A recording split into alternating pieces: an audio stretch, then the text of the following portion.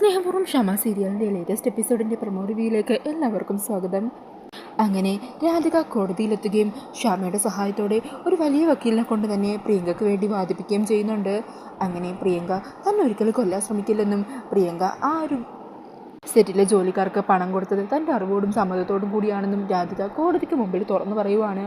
അങ്ങനെ രാധികയുടെ മൊഴി കേൾക്കുന്നതോടെ പ്രിയങ്കയ്ക്ക് എതിരെയുള്ള ആരോപണങ്ങൾ തെറ്റാണെന്നും പരാതിക്കാരിയായ രാധികയ്ക്ക് തന്നെ പ്രിയങ്കയെ പൂർണ്ണ വിശ്വാസമാണെന്നും കോടതിക്ക് ബോധ്യപ്പെട്ടതിനാൽ പ്രിയങ്കയെ വെറുതെ വിടാൻ കോടതി തീരുമാനിക്കുവാണ് കേട്ടോ.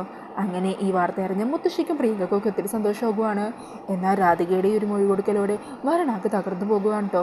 വരണിൻ്റെ പ്രതീക്ഷകളും സ്വപ്നങ്ങളും എല്ലാം ഒരു വാക്കിലൂടെ രാധിക നശിപ്പിച്ചു കളഞ്ഞു.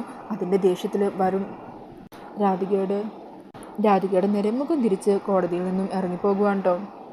അങ്ങനെ പ്രിയങ്കയാണെങ്കിൽ രാധികയുടെ അരികിലേക്ക് വന്ന് രാധികയെ കെട്ടിപ്പിടിക്കുകയും മാപ്പ് പറയുകയും ചെയ്ത സഹായത്തിന് നന്ദിയൊക്കെ പറയുന്നുണ്ട്. പിന്നീട് കാണിക്കുന്നത് പ്രിയങ്കയും കൂട്ടി രാധികയും മുത്തശ്ശിയും കൂടി ആറ്റുവാശ്ശേരിയിൽ എത്തുവാണ് കേട്ടോ. അങ്ങനെ രാധിക തന്നെ പ്രിയങ്കയെ ജാമ്യത്തിലെടുത്ത് കൊണ്ടുവന്നതറിഞ്ഞ് ദേവൻ രാധികയോടും ദേഷ്യപ്പെടുവാണ്.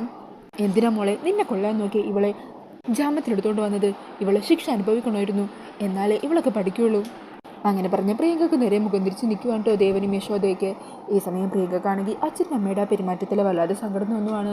പ്രിയങ്ക ചെയ്ത തെറ്റുകളെല്ലാം അവർക്ക് മുമ്പിൽ ഏറ്റുപറയണേ. അച്ഛനും അമ്മയും എന്നോട് ക്ഷമിക്കണം, എൻ്റെ ഭാഗത്തുനിന്ന് തെറ്റുപറ്റി. എനിക്ക് പകരം ചേച്ചി ആ സിനിമയിലെടുത്തപ്പോൾ എനിക്കത് സഹിക്കാനായില്ല. ചേച്ചിയോട് എനിക്ക് നല്ല ദേഷ്യമുണ്ടായിരുന്നു. എന്നേക്കാൾ കൂടുതൽ പരിഗണന ചേച്ചിക്ക് അവിടെ മറ്റുള്ളവരിൽ നിന്നും കിട്ടുന്നത് കണ്ടപ്പോൾ എനിക്ക് ചേച്ചിയോട് വൈരാഗ്യം തോന്നിപ്പോയി. അതുകൊണ്ടാണ് ആ ദേഷ്യത്തിൻ്റെ പുറത്താണ് ചേച്ചിയോട് ഞാൻ അങ്ങനെയൊക്കെ ചെയ്തു കൂട്ടിയത്. അത് കേട്ടിട്ട് ദേവൻ പറയണേ, മതി നിർത്ത്, കൂടപ്പറപ്പിന് യോഗ്യതയില്ല എന്ന് പറഞ്ഞ് ദേഷ്യം തോന്നിയ കുറേ പേരുണ്ട്. എന്നാലും ഇതിപ്പോൾ കൂടപ്പറപ്പിന് യോഗ്യത കൂടിപ്പോയതുകൊണ്ട് വൈരാഗ്യം തോന്നിയ ഒരാൾ അത് നീ മാത്രമായിരിക്കും. നിന്നെ എനിക്കിനിവിടെ കാണണ്ട. ഈ സമയം യശോദ പ്രിയങ്കയെ തല്ലി വീടിന് പുറത്താക്കുക. നീ ഇനി ഒന്നും പറയണ്ട. നീ ചെയ്ത തെറ്റിന് ഒരിക്കലും മാപ്പ് തരാൻ ഞങ്ങളെ കൊണ്ടാവില്ല. എൻ്റെ മോളെ കൊല്ലാൻ നോക്കി നീ ഇനി ഇവിടെ വേണ്ട എന്ന് പറഞ്ഞ് പ്രിയങ്കയെ തല്ലി വീടിന് പുറത്തേക്ക് കൊണ്ടുപോകുവാണ്ടോ. ഈ കാഴ്ച കണ്ട് ഞെട്ടലോടുകൂടി നിൽക്കുവാണ് മുത്തശ്ശി. രാധികയും യശോദയെ തടയാനായിട്ട് ശ്രമിക്കുന്നുണ്ട്.